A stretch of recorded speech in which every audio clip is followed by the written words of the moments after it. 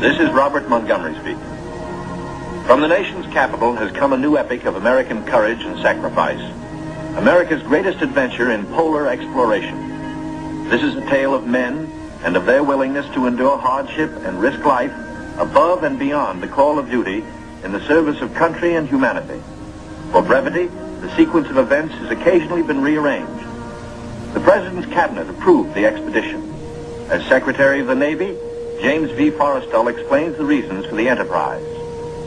There is only one untouched reservoir of raw materials left in the world, and that's in the region known as Antarctica, an area larger than the combined area of the United States and Europe. The American government is sending a naval expedition to that region. The purpose is to train our Navy in polar operations so that it may better perform its function of preserving the peace upon the seven seas of the world. Beyond that, the American government is seeking to do its share in the discovery and the release to the world of the unknown treasures of Antarctica in the interests of all mankind.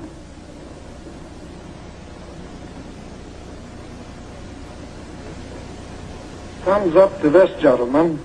The Secretary has approved our plans, confirming you, Admiral Byrd, as the officer in charge of the expedition, and you, Admiral Cruzen, as the task force commander.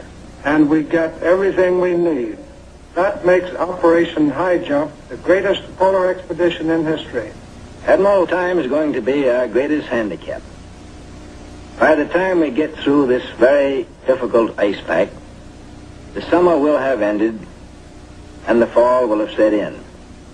Never before has anyone attempted to take a fleet of thin-skinned steel ships through 300 miles or more of crushing ice pack. I have great faith in your skill, courage, and determination. And now, gentlemen. Admiral Nimitz reviews the operations plan. The expedition will comprise 3 groups: a central land plane group to explore the interior from Little America, and 2 seaplane groups, the eastern to map that half of the continental shoreline, and the western to map the opposite coast of Antarctica. After the original orders have been issued, 3 months of planning are needed to organize the giant venture. This is Robert Taylor speaking. At the world's greatest naval base, Norfolk, Virginia, ships of the Central and Eastern groups are loading. The flagship, Mount Olympus, equipped with powerful radio and radar, will serve as the leader's voice of command. Admirals Byrd and Cruzen come aboard to check staff preparations, food, fuel, and clothing for 4,000 men. Byrd greets staff officers who have fitted out the expedition. Not a few vessels, but a fleet. Officers and men, not hundreds, but thousands, and pilots by the score. The Chief of Staff, Captain Quackenbush, calls up the fleet's youngest recruits to meet the admirals, who name them Running Jump and High Jump. The pups are unimpressed by rank. Running Jump and High Jump are first arrivals from the Chinook kennels at Wanalancet, New Hampshire, where sailors are learning the art of navigating dog sleds. Everything happens to sailors. But soon they come to understand and to love the Huskies. They watch their dogs carefully to see that they have enough to drink and enough to eat, and always at the right time. Dog Watch Blue Jackets practice the patient care that will keep the dogs in prime form.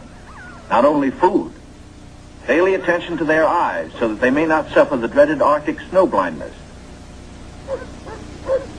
and the inevitable vitamin pills that even dogs can't escape these days of ABCD health. The boys learn all the tricks. Tickling of the throat and a pat on the nose gets the pills down. The dog sleds are the small boats of the Antarctic. Each carries 600 pounds, with 10 dogs hauling.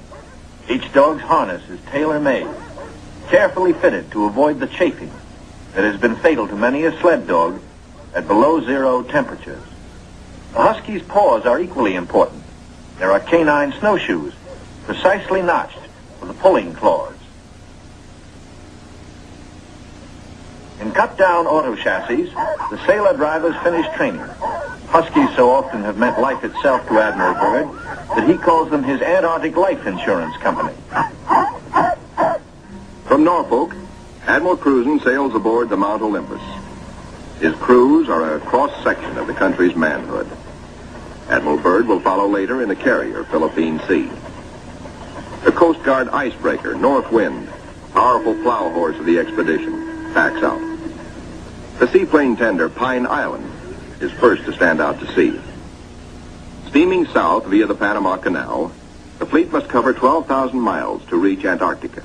At the 100th meridian west, the groups are to separate, and the central group proceed to a rendezvous point at Scott Island.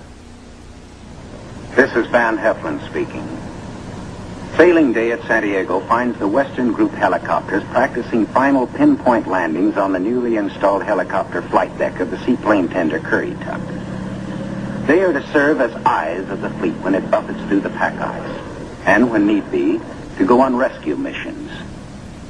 For exploration, 3 Martin Mariners, called PBMs, with a flight range of 3,000 miles, are spotted aboard the Currituck.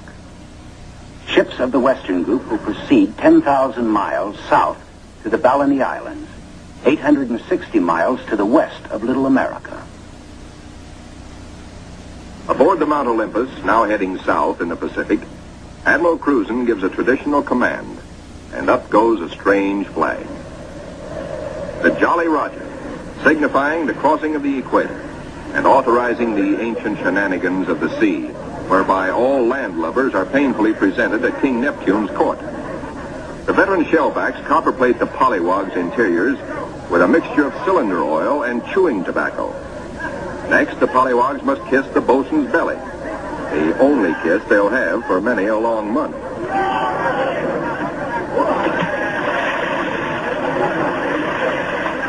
They wind up with a dunking and a final whacking to warm them up, officers and men alike. Wearing the whiskers of Neptunus caninus, Ricky, the veteran husky, presides as the pups become doggy shellbacks. The oncoming shadow of the Antarctic intensifies preparations. Bamboo is spread for trail marker sticks. These, topped with flags, will form lifelines to guard the men against losing the trail in blinding blizzards. Small details, but vitally important in the wilderness of ice. The dogs are inoculated against infection. Now the serious business of the sea takes over. Danger menaces the fleet oiler, Cacapon.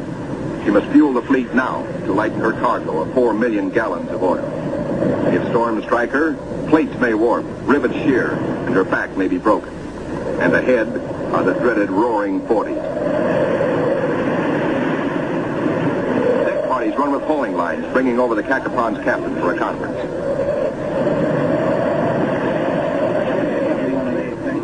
The ships are still on course, forging ahead. But the Cacapon's salty skipper smells storm coming. Few ships travel this lonely ocean, so there are no weather reports. We've got to finish this job fast, he roars, or we'll be caught in a stiff blow. And blow she does.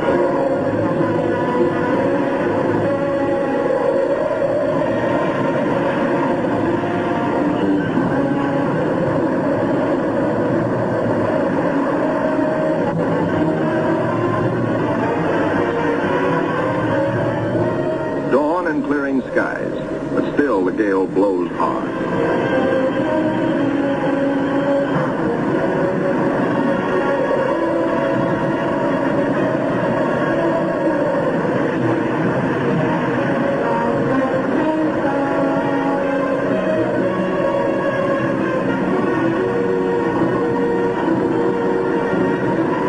Aboard the seaplane tenders, rolling decks imperil the big seaplanes.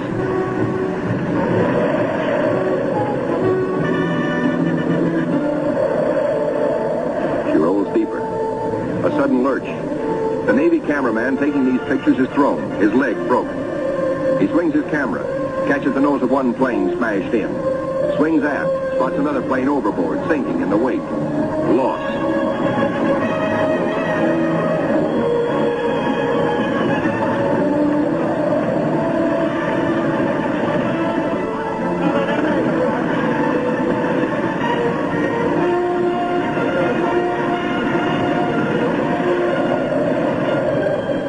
There's no loss of life, but below, in sick bay, the surgeons are busy with the injured. Today, with Navy's modern science, An injured seaman is soon up and about. We go back now to Norfolk and sailing day for Admiral Byrd. 6 DC-3s, called R-4Ds by the Navy, make the longest taxi run in Navy Yard history, each with crewmen riding the tips of their 98-foot wings. Poles and buildings have been removed to clear their way to the 30,000-ton carrier, Philippine Sea. Admiral Byrd will sail the carrier close to the edge of the pack ice, then fly his 6 30,000-pound land planes from her deck, 800 miles across the pack to Little America. A daring and dangerous plan. But precedent was made in 1942 by Jimmy Doolittle and his much smaller B-25s, Tokyo bound from the carrier Hornet.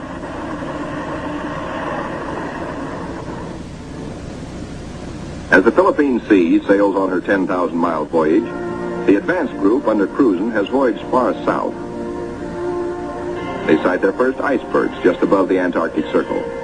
Careful bearings are taken, for the hulls of these ships are no thicker than was the steel skin of the Titanic.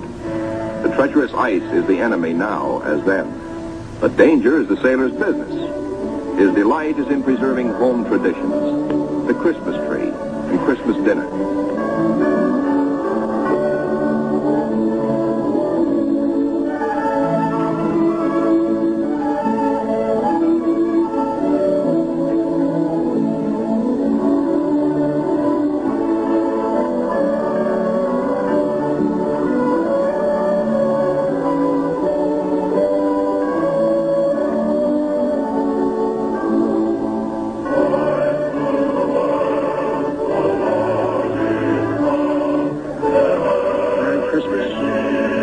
Merry Christmas, sailor.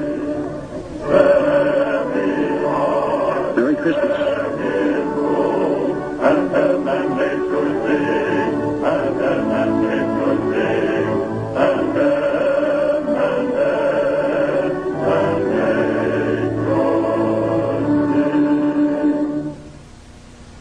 We'll be right back with TNT Overnight. 50 years of classic films all night long. For love, he'll throw down his... Engines throb, taking the central group deeper into icebound seas. Now, by the far-seeing eye of radar, the bridge learns of land ahead. And flag communications passes the word to the fleet. Scott Island, dead ahead. All ships rendezvous. 600 critical miles of their 12,000-mile voyage still to go. The ice pack ahead has been the executioner of many gallant ships. Cruzen summons captains and executive officers for a staff conference. While the staff confers, a small landing boat sets off for Scott Island, named in honor of the heroic British explorer, Captain Robert Fountain Scott, who lost his life a generation ago trying to fight his way back from the South Pole.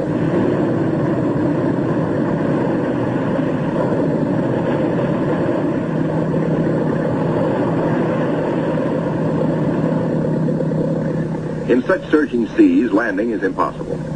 The boat heads back for Mount Olympus with serious news.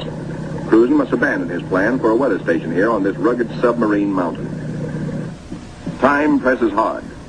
With his operation officers, Cruzen transfers his flag from Mount Olympus to the Coast Guard icebreaker, North Wind, for she must take the lead, cut the channels. Admiral Cruzen's battle now begins. Through 600 miles of peril, the Admiral must bring his ships to the open Ross Sea, and thus to the Bay of Whales and Little America. Cruzen signals, "Follow me," and sets a careful course past icebergs. "Now she blows," sings the lookout. "Now she breaches," close aboard. These huge whales measure up to 80 feet long, and each yields oil worth more than $2,000. The radar watch informs the bridge they have picked up a big ship, a Norwegian whaler, with her killer craft in close company. The Norsemen report the heaviest ice pack in 40 years. This year, they tell the Americans they're staying to the north of the ice. The Norwegian captain urges, "Exercise extreme caution." The American fleet proceeds. Here is the most treacherous navigation in all the 7 seas, with every floe, every berg a potential killer of ships. 7/8 of the berg lies underwater. Its jutting ice foot can slice into a ship like a can opener into a can. Ahead, the sky shows white streaks, the telltale ice flake, the warning reflection in the sky of the great pack. The ships meet their first tabular, the tabletop berg found only in the Antarctic. These tabulars are huge chips from the Great Ice Barrier. They measure as long as 40 miles and are counted not in acres, but in square miles.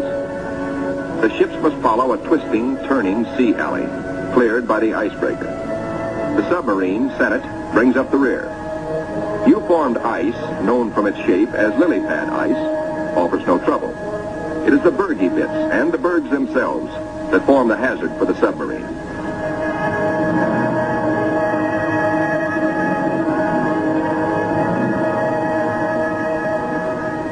A little Adderley penguin comes aboard as pilot and rides the deck for 2 solid days. Navy cameramen find new subjects, a group of emperor penguins feeding in the lead.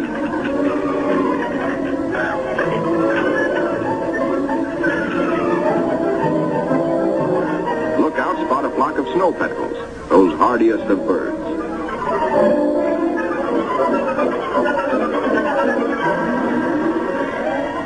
Admiral Cruzen orders reconnaissance by helicopter and himself boards the plane as observer. For the first time, the helicopter serves as the eyes of the fleet to scout out a way through the ice.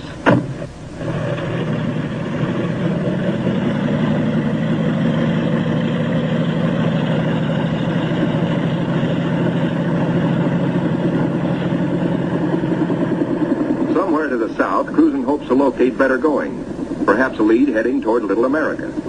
Beyond the brash ice, at first he can spot only isolated lakes. At last he sees his lead. Reconnaissance by helicopter has paid off. And just in time, for the helicopter's gas is running low. The long practice hours of pinpoint landing have not been wasted. The Admiral is safely back aboard. Cruzen changes course to head the fleet toward his lead. No open roadstead here, no channel markers. The turn is difficult for the big ships. Now to the men of the fleet comes one of nature's weirdest pictures, the Antarctic twilight. Eerie greens and pastel blues. Men who look grow silent, but long remember.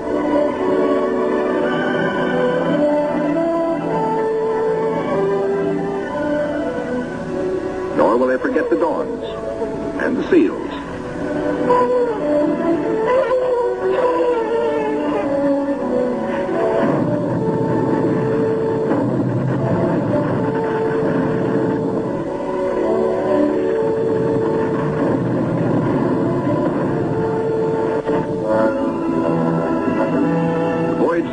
Was to have taken 3 or 4 days, but a week has passed, and the task force has made only 100 of the 600 miles across the pack.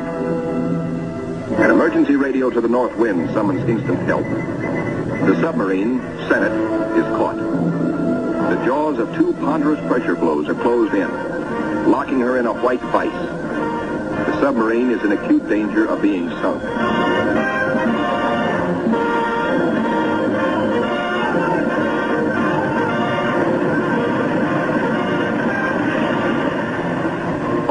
Realize now that the Senate may never get through. Cruzen signals, resume course.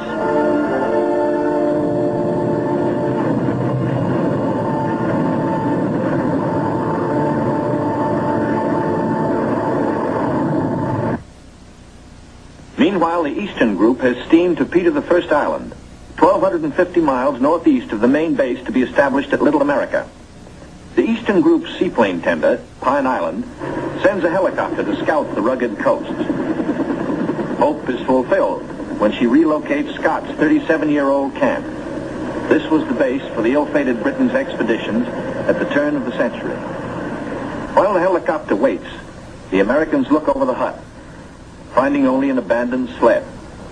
But back at the Pine Island, the helicopter meets trouble. Her rotors, heavy with ice, fail. She crashes only a few feet from the safety of the landing deck.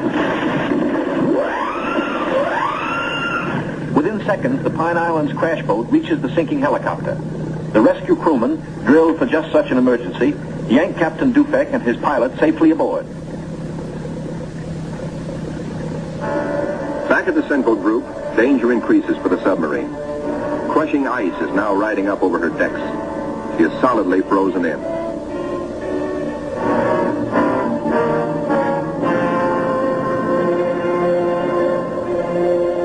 The situation is desperate. Clearly, she cannot undergo further risks.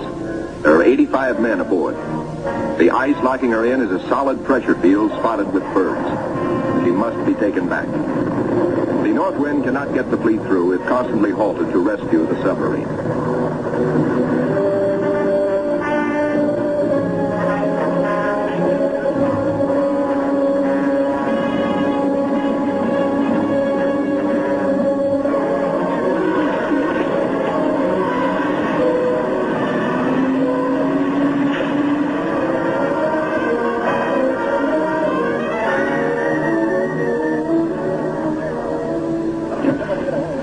Icebreaker North Wind, with Admiral Cruzen in operational command, leaves the ships to await her return from the 400-mile round trip, towing the battered submarine, the Senate, north to the safety of the open sea. 1,200 miles to the west, 10 men set out from the western wing of the expedition on a hunt. For one of the seaplane tender Currituck's missions is to bring back specimens for the Federal Fish and Wildlife Commission. The marine marksmen storm the ice floes. These seals are armed with tiger-like jaws, easily capable of mangling a man's arm or leg. The men risk the slashing jaws of the master bull himself. He's no calf, he fights to kill. Once secured, he finds out for the first time in his life what it's like to be petted. That's not so bad. They total up their catch for the scientists back in Washington. 6 leopards and 1 rare Ross seal. The first Antarctic seal ever to fly through the air with the greatest of ease in a cargo net. 3 days later, disaster presses close to the ships of the Central Group, helpless without the icebreaker. Their 2,000 men are marooned in a frozen sea. Below the water lines, damage control crews labor in icy water to shore up the inward closing plates. The lives of all hands are at stake.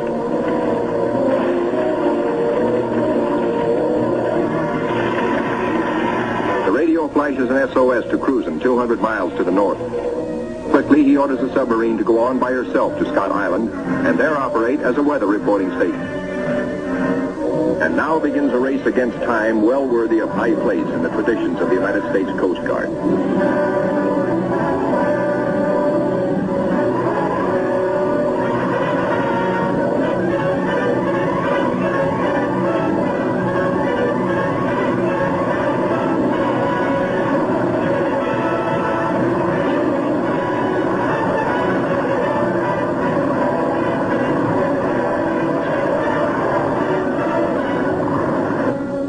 Receives black news from the flagship, Mount Olympus. Already 5 frames forward stove in, more weakening. Only the north wind can bring salvation to the 2,000 men of the stricken fleet. Dr. Seipel, Army ice veteran, volunteers to test the floes. If the ships must be abandoned, will the ice support the survivors? Cruzen awaits Dr. Seipel's verdict. Seipel reports the ice cannot be trusted.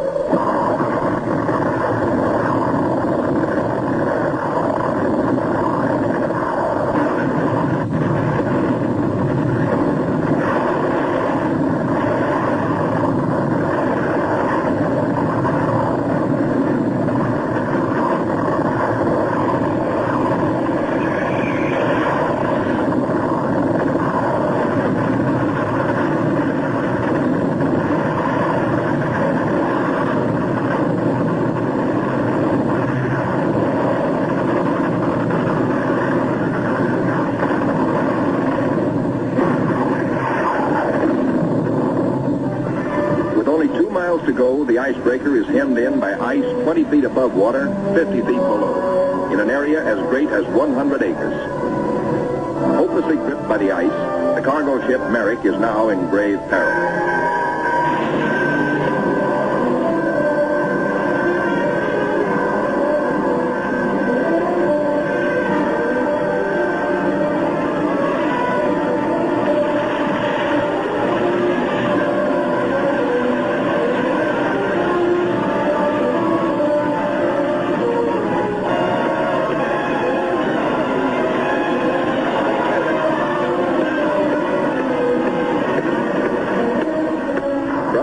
The fleet is now in sight over the pressure ridges. The desperate struggle of the north wind to reach them seems hopeless at times. The icebreaker counts her gain by yards now. Captain Thomas dares passages that normally he would avoid. It's the critical last round, a straight-out slugging match.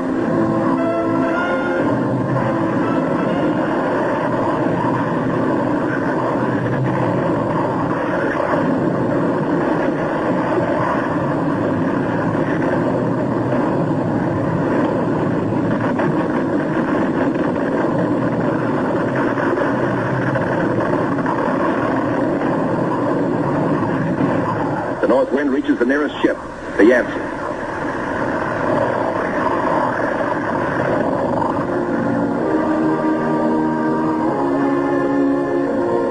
The Coast Guard icebreaker, North Wind, commands the only power operating in the whole frozen fleet. The Yancey and her 500 men are saved. Next, the Merrick, heavy in the water with a hole in her bow below the waterline.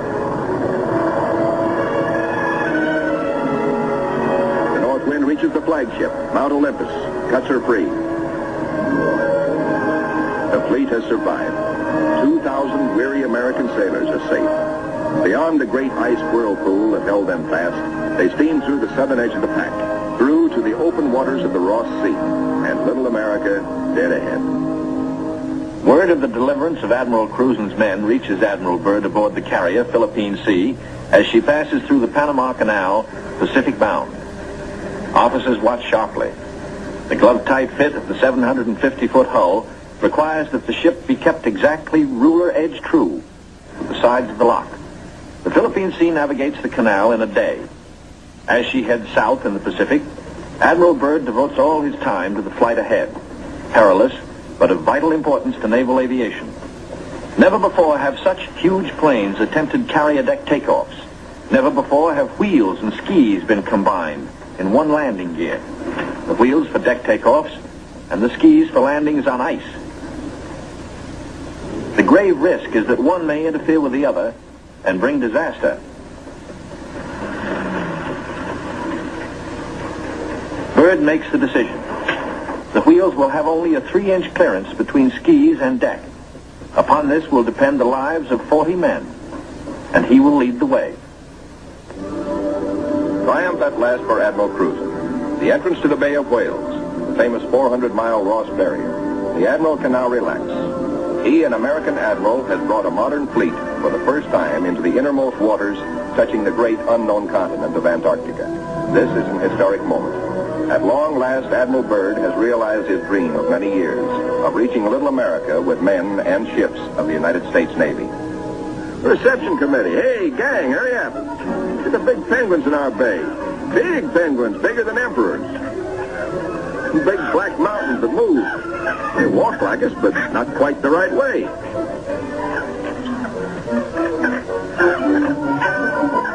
Come on, gang. We gotta go see what gives.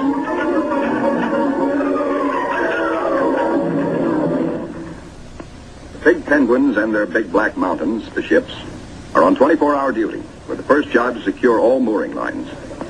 Big timbers sunk deep in the ice serve as anchors. They're called dead men in sea parlance, perhaps because they're buried. Slip toggles are rigged for quick release in case ice forces an emergency getaway. Unloading, reconnaissance planes first, next hauling equipment. The Marine Corps weasels, heavy-duty caterpillars, and trucks, 40 in all. Here are no port facilities, but the Navy shows its self-sufficiency as it did throughout the war in operating at sea without bases or with improvised bases. Here are no docks or roads, yet all freight aboard 3 heavily laden ships is hauled 2 miles over the ice up to Little America. Dogs next, a barking, tugging boatload of huskies, and the pups, growing fatter and bigger every day. All are happy with the welcome smell of snow in their nostrils. This is home. This is fun. But this is work, too, for time is short. The dogs must haul their share of the tonnage. Halt. Trouble ahead. Pressure ridges block the way inland to Little America. Even the largest caterpillars are stalled. The call goes out for dynamite crews, Navy's trained demolition teams, seasoned on enemy beaches. They must blast the 50-foot ridges, clear the way to meet the expedition timetable. ridges are deep.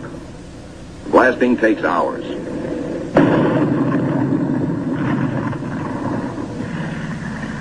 Seabees and their bulldozers follow, smooth out the road for the big cats.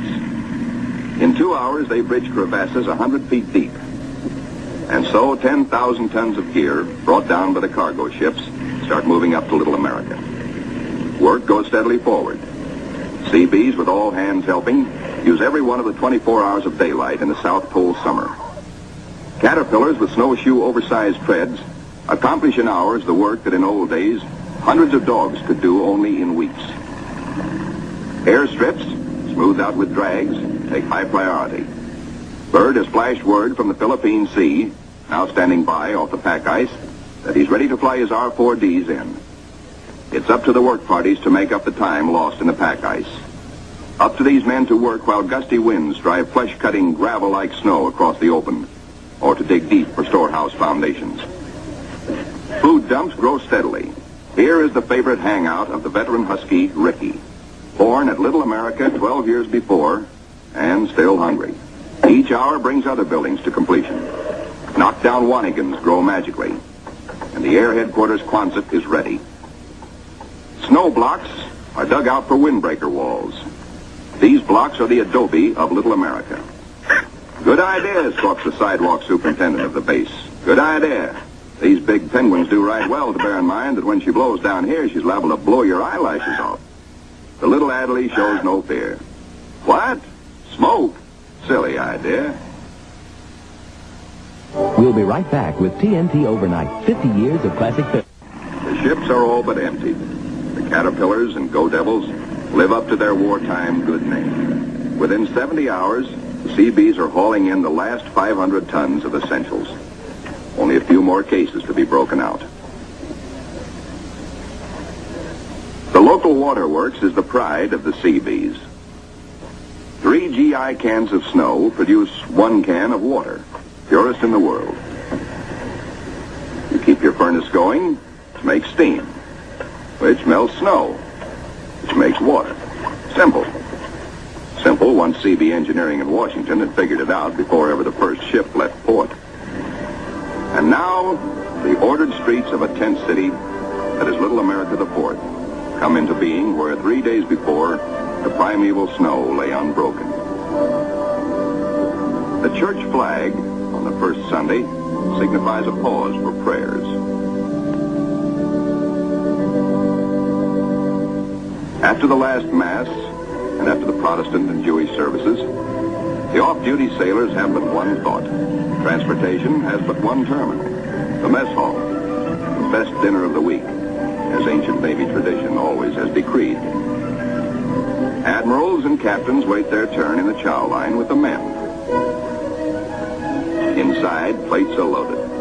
Roast beef, rich gravy, high mounds of mashed potatoes, flaky pie. Life looks up again. A cigarette, good coffee. 5 miles east of Little America, a seal herd, 500 strong, has its feeding ground amongst pressure ridges and in deep crevasses. Ricky, as a pup, played the game of run, seal, run, and he hasn't forgotten. The seal wallops with his tail. Ricky's 12-year-old teeth are not so good on the slippery, wet hide of the 600-pound Waddell. Mr. Seal decides he's had enough. He scuttles down his escape hatch to the water below. Chow time. The only seals killed are for dog meat. Especially good because it insures against scurvy. The pups smell their dinner coming and let their handler plainly know they want it. Right now. They're only a few months old and forever hungry. Yet soon they will be pulling more than their weight in the sledge traces. They like their meat red and will fight for it. The flagship flashes word by radio to the carrier Philippine Sea. Base ready, weather suitable. On the carrier, 6 planes, triple-checked, are ready for their moment of destiny. Admiral Byrd has given the pilots a final briefing. Everything depends on split-second timing. Pilots, man your plane. No 3,000-foot runway here. Only a scant 300 feet. Jet propulsion is their reliance. Crewmen attach jet containers, 4 to a plane. These JATO bottles are packed with flaming power. In the critical 10 seconds at takeoff, they give the kick-up of 2 added engines.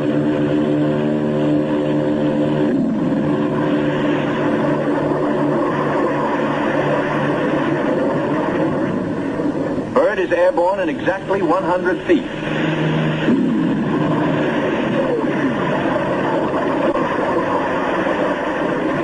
Admiral Byrd and his companion plane will try the 800-mile flight first. The others await his orders. At Little America, cameramen and Admiral Cruzen wait anxiously. And there comes Byrd. Cruzen can relax now. Skis work perfectly. The carefully calculated drag of the wheels serves only to shoot up a plume of snow. Byrd greets his son, Dickie Jr. first, here following Dad's footsteps. They watch plane number 2 come in safely. Byrd tells Cruzen, good to be home again. Cruzen has urgent news. There's a terrific storm brewing, only 10 hours more of safe flying. Byrd radios the carrier, launch all planes as soon as possible. By midnight, the Philippine Sea has the remaining 4 planes ready. They must risk a takeoff in darkness before the terror of the storm strikes.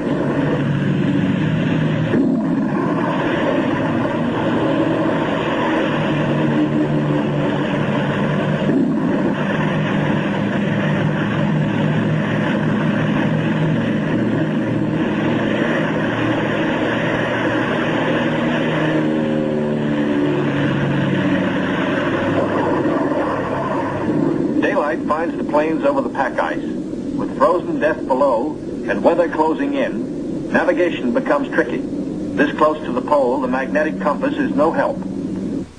At the base, men scan the gray skies, looking, and finding only the blackness of the approaching storm, now visible to the east. If the planes don't make it within an hour, but in they come, one by one, to land in the last remnants of clear light. Each landing is the first on the ice for each pilot. These men are the first ever to fly big planes into the Antarctic. Or on previous expeditions, the planes were freighted in, assembled, and only then were they flown. These Navy and Marine Corps flyers have been bred on stormy going. Their long experience and, above all, the Navy's relentless training in all details brings them in, but with little time to spare. The blizzard hits, 100 miles an hour, scouring across the sastrugi. In storms such as this, many brave explorers have died.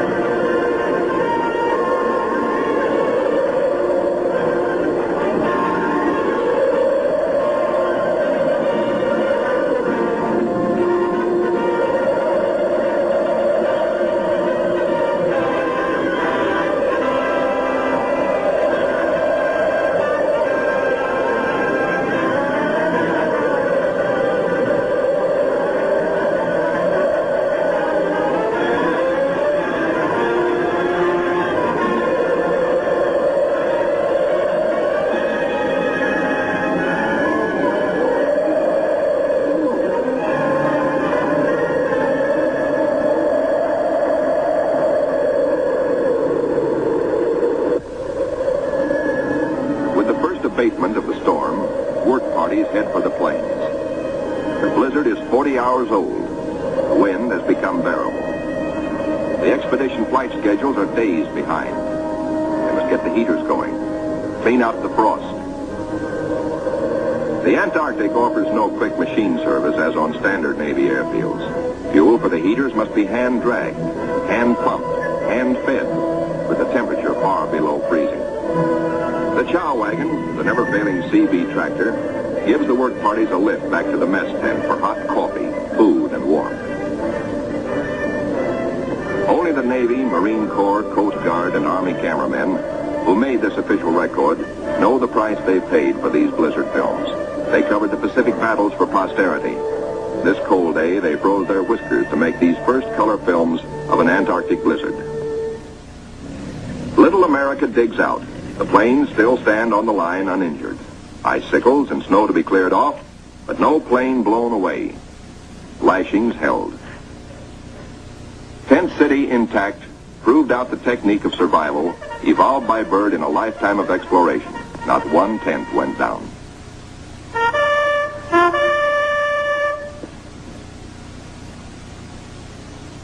No matter how great the pressure of work, the flag must be raised with a ceremony which is its due.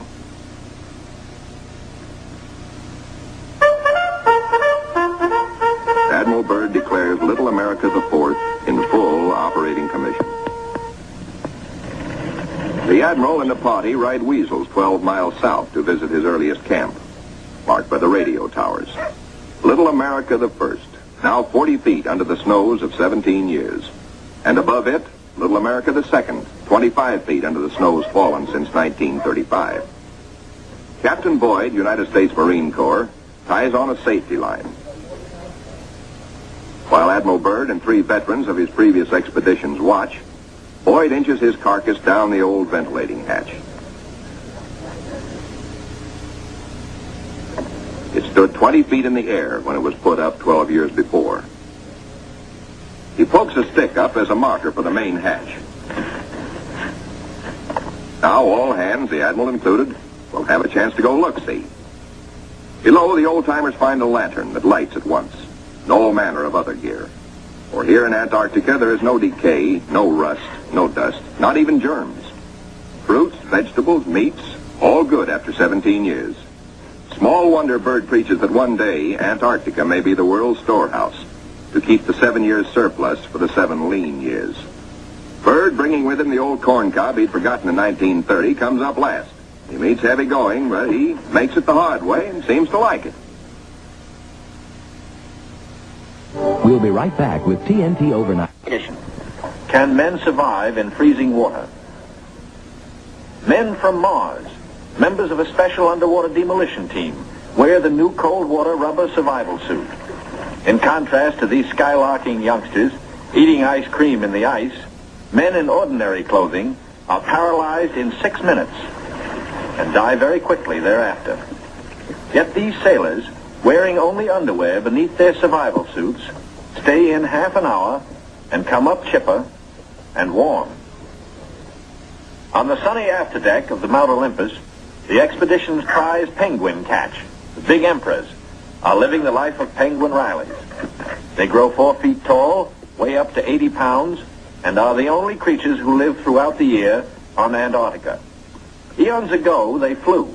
In time, their wings evolved into swimming fins. Their deep feathers are the warmest known. Their feet, thick leather-like pads. On these, they lay their single egg and tuck it up within the body feathers for warmth, to hatch it. In captivity, they must have their vitamins. Keeping them alive for the return voyage is quite a problem, for their bloodstreams have no germ resistance. Their necks are ball-bearing. Strangely enough, the smaller captive penguins prefer their fish fillets. They won't eat live fish out of a pail. The rockhopper penguins are the clowns of the Antarctic. 20 inches high, cocky yellow eyebrows, sassy, and forever hungry. As the men find out, they'll eat their weight in fish every 3 days. The gathering of scientific data ranks high in expedition plans. Admiral Byrd says goodbye and good luck to an over-ice expedition which is to probe deep into the Rockefeller Mountains, 300 miles southeast. 2 LVTs hauling supply sledges strike out into the white darkness, their mileage checked by bicycle wheel counters astern. In the mountain rocks, they will seek minerals and ancient petrified vegetation. Hourly, they will record important aerological data. But exploration by plane has priority 1. 1.5 million square miles are to be explored and mapped, and the oncoming winter soon will end flying weather. The wheels come off.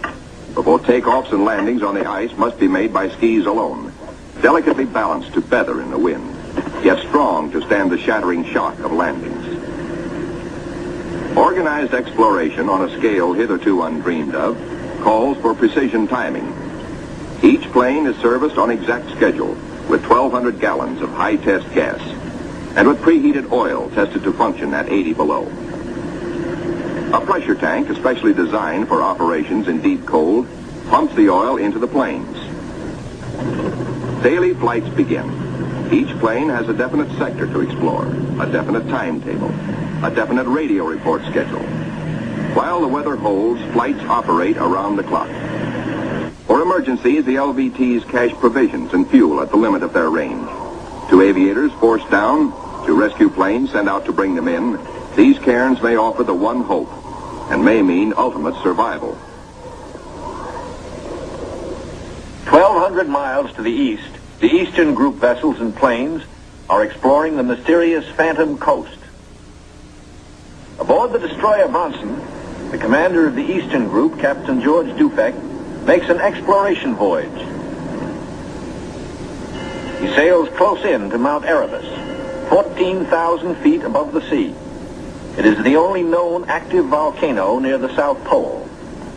Captain Dufek, his mission accomplished, returns to rendezvous with the seaplane tender Pine Island. Personnel transfers to the destroyer must be made by breeches buoy because of rough seas. This officer would probably prefer a boat. The deep roll and the destroyer's outward flaring bow force the handling crew to wait for the exact moment to haul inboard, lest the man be dashed against the ship's side and killed. It is Captain Dufek's turn next. The line is set higher. The seas run stronger. The ships row dangerously apart. The line slacks, then snaps taut, and breaks. A 50-foot plunge downward. Dufek disappears. Away, lifeboat! Men jump to stations. Lower away. Hurry, hurry. 8 minutes in this icy water means death. Speed is the only hope. The boat sheers clear. Heads out fast to the rescue. Captain Dufek reappears. He has managed to inflate his life jacket.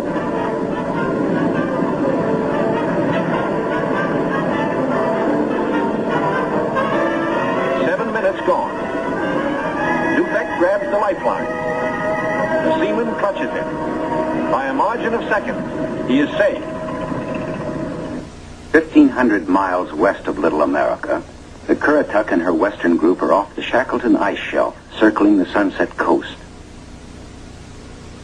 The western group commander, Captain Bond, gives pilots and plane crews a last briefing on Antarctic dangers and the technique of survival if forced down.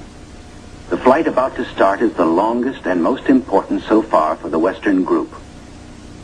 Before takeoff, survival gear is checked. Gear to keep 9 men alive for 100 days. Food, drugs, sleds, sleeping bags. On the water, the great TBM makes her takeoff run. Her jet assist bottles blast. She lifts quickly into the air and circles the Currituck once. Jet assist bottles, their work done, are dropped and make a salvo splash. The pilot, Commander David E. Bunger, wipes his frosted windshield, a constant source of trouble in polar flying. He is over the Shackleton ice shelf, named for the great English explorer who kept returning to the Antarctic until death, so often escaped, kept its rendezvous with him. The smooth shelf roughens. Dark rocks, called nunataks, appear above the ice. Then rugged mountain ranges as far as the eye can see. Bunger leans forward in amazement. His eyes have caught a sudden and unbelievable change in scenery. The universal white has turned to chocolate brown, dotted with blue. A cameraman goes into action. 300 square miles of land without snow. Land that might be in New Mexico or Arizona. Pictures alone will prove Bunger has discovered a warm oasis in the shadow of the pole. It is for such supreme moments as this that men brave the hardships of exploration. The astounding, undreamed of fact is that they are over a chain of warm water lakes whose shores, except for small patches, are free of ice and snow. Commander Bunger circles the largest lake in sight, 5 miles long. He comes in to make a landing. Water temperatures must be recorded. Samples taken. He finds the water fresh, the temperature 38 degrees Fahrenheit. On the shores are vast deposits of coal and of minerals of the utmost importance to civilization. Aside from their headline discovery, Bunger and his men have another good reason for hustling home to the Currituck. A long-awaited ceremony is in progress. The whole fleet awaits news of the all-Western beard derby. The Currituck skipper, Captain Clark, is judge. His salute of the day is Right corner mustache. Twist. The captain awards prizes to the winners, enlisted men and officers alike, the champions in the first Antarctic Beard Derby. To the most handsome. For the bushiest. To the officer who tried the hardest. To the neatest. To the most unique. To the red all-Currituckian. And to the one with the most sex appeal. At Little America, a warning sounds. The fleet is in sudden danger. It is being frozen in. It may be locked within the Bay of Whales. Here is the treacherous foe. If caught, the ships will be wedged against the barrier, crushed. Here will be the graveyard of the fleet.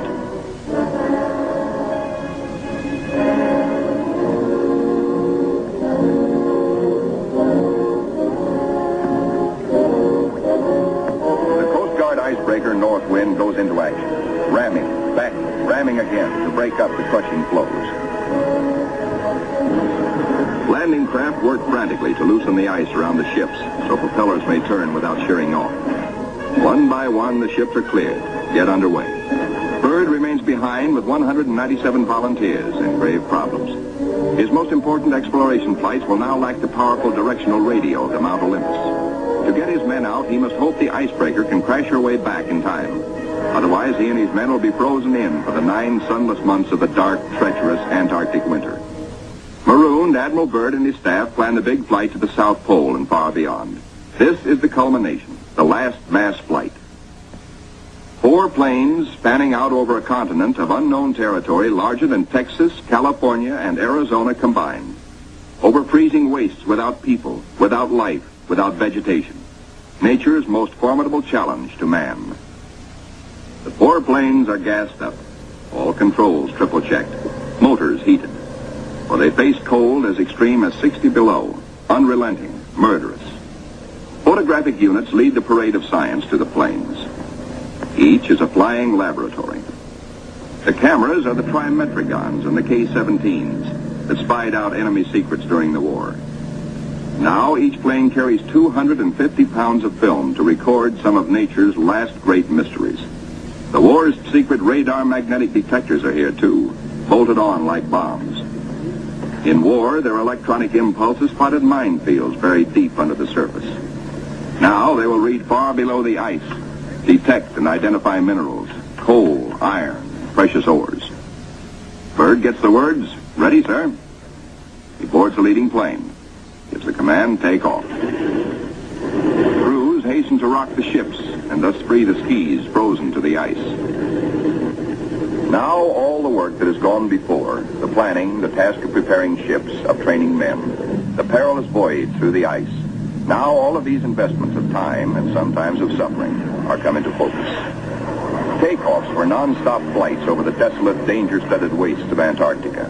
Flights of great distance, the equivalent of, back at home, winging non-stop from the Canadian border to the Gulf of Mexico. Aviation is all important in the Navy's Antarctic exploration, just as aviation is all important in a modern Navy that must be strong under and above the sea, as well as on it.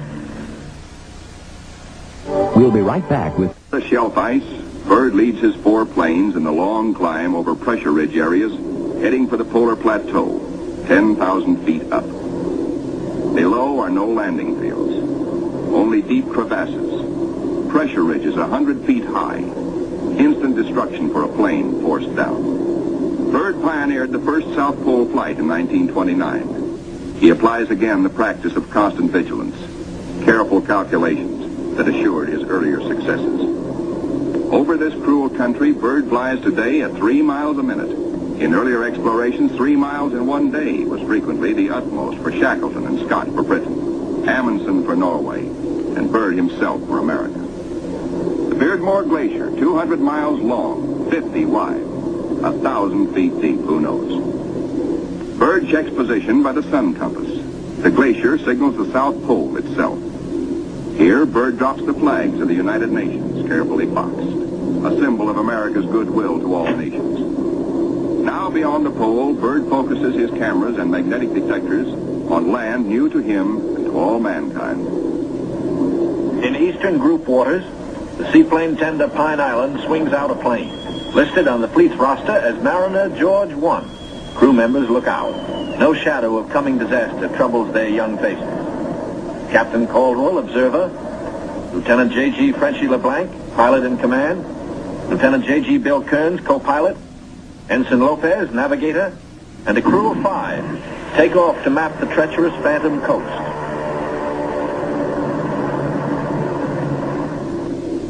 Bird's planes deep into the unknown are the eyes of civilization, recording, evaluating, mapping.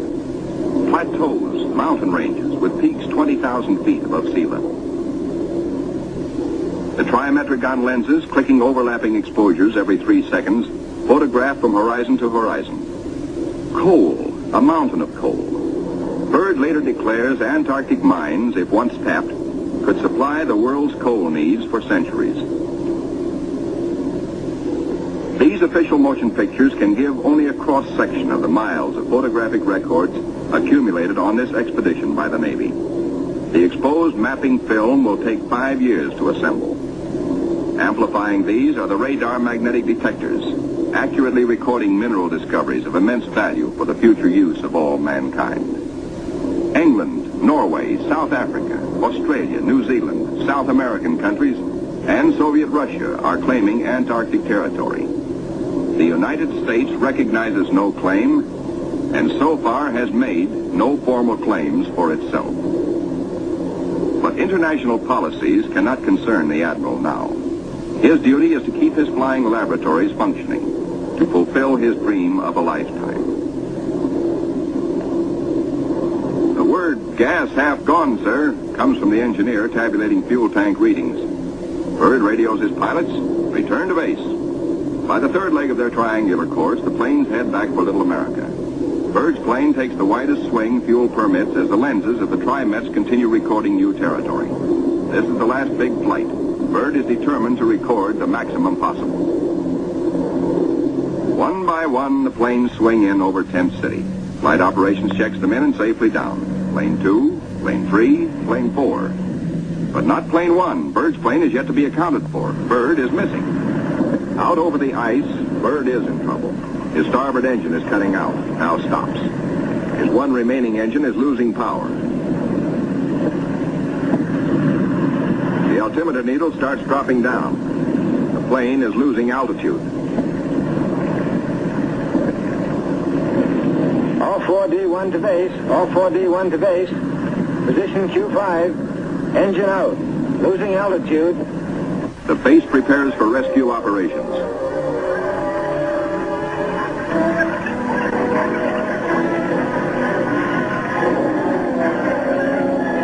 Handicapped by the partial power of one engine, the plane is in jeopardy. Down she drops. The needle drops from 3,000 feet down, threatening peaks around. A further drop might mean a crash. Only one hope: reduce the load, lighten her at once. Maybe that way, maybe if enough weight goes, maybe she will hold. Already the mountains are above. She is deep in the valley, deep in the shadow of disaster. The needle drops downward from 1,700 feet. Jettison all gear.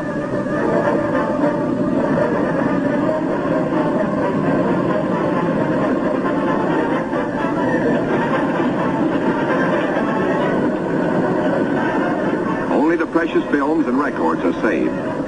The gamble is life or death.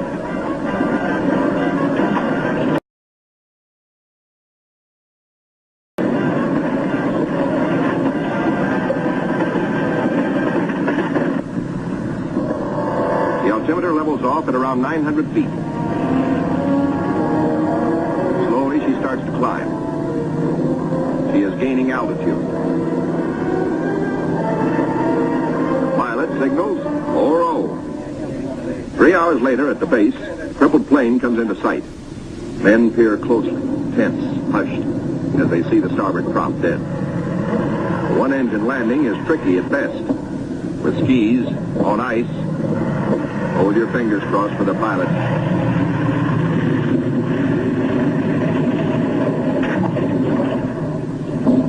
Safe, safe, good going.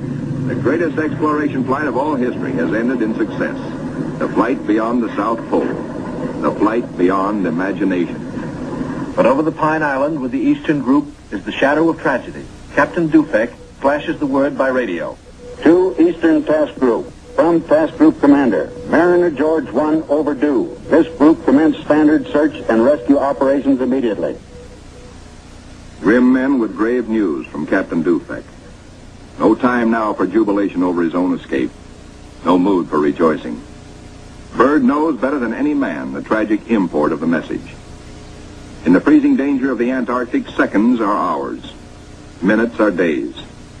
Every resource of the expedition must be mobilized instantly. All planes must take the air. All men stand alert for emergency duty. Over the ice pack, above the open sea, across the barrier. Mariner George 1 is down with men. No radio signals coming through. That means a crash. Search. Search. Search. Wherever the plane is, it must be found. For maddening, anxious days, fog shrouds the area where the accident most likely took place. Men are frantic. Yet daily, at their own request, at their urging, in fact, the crew of the Pine Island gathers for prayer service. On the 13th day, the weather breaks clear. Captain Dufek sends another PBM into the area heretofore shrouded in fog. At last, in clear visibility, the pilots and men scan water and pack ice along the Phantom Coast. Wherever they are, the 9 men of the George 1 have been lost almost 2 weeks. Hope is thin. 5 hours out, Commander Howell, the pilot, spots smoke. A signal fire. Some are alive down there. How badly hurt? How many live? George 1 smashed. The wreckage scattered, some of it burned. And a message on the wing. Lopez, Henderson, Williams, dead. No seaplane can land on the ice. Can the survivors reach open water? Howell must drop a message. We'll land Barrier's Edge 10 miles north. We'll drop flags to mark trail. If you can walk it, form circle. If not, form line. Howell knows the gravity of the decision Captain Caldwell must reach. But if the men can walk, a day may be saved. A precious day for the injured. Howell flashes the news. Captain Dufek gets the word and gives it to the Pine Island by loudspeaker. Attention all hands. This is the Task Group Commander speaking. Mariner George 1 has been sighted. Rescue operations are in progress. Howell circles his PBM over the wreckage. He watches for his answer. The huddle of men breaks apart. They've reached a decision. It's a circle. They'll try the 10-mile trek to board the PBM at the water's edge. Howell's crew have the relief gear ready now for the men below. Cargo chutes float the heavy packages down. First aid boxes, rations, skis, blankets. For men hungry, cold, hurt, and losing hope. The chutes are as lovely as shining stars. Symbols of life restored, of return to families who've been waiting and praying. Now to mark the trail. The PBM's crew have hundreds of flags, each weighted to land and stay upright. If fog should again close in on this desolate coast, there must be no second disaster. No wandering from the road to rescue. The survivors follow the trail markers. 5 able to walk, 1 on a sled. 10 miles to go. These men are marching out of the shadow of death into the sunshine of life. Aboard the rescue plane, ready to leave the barrier edge, the survivors, 6 thankful men, jerk out their story in bits and flashes. How Henderson, Lopez, and Williams died in the crash and explosion when they smashed up in milk bowl visibility. How they found scattered cans of food, a stove, and fuel to keep it going, and 1 tube of sulfur tablets, just enough to keep Frenchy LeBlanc, their gravely injured pilot, barely alive. Proudly they tell how Captain Caldwell consulted them all in dividing their little food, how he kept watch, inspired their faith, and how they prayed as men always do when there is no other hope but prayer. Bill Kearns, co-pilot, grins hello. First off is Frenchy LeBlanc. Corpsmen carry him tenderly in a Stoke stretcher. Moore and Robbins pulled him out of the blazing nose of the plane, but his back, hands, and face suffered third-degree burns, and in the Gethsemane of waiting for rescue, both legs were frozen to the knees. Amputation is inevitable. but he will live. The ship's company of the Pine Island greets their skipper, Captain Caldwell, observer on the flight.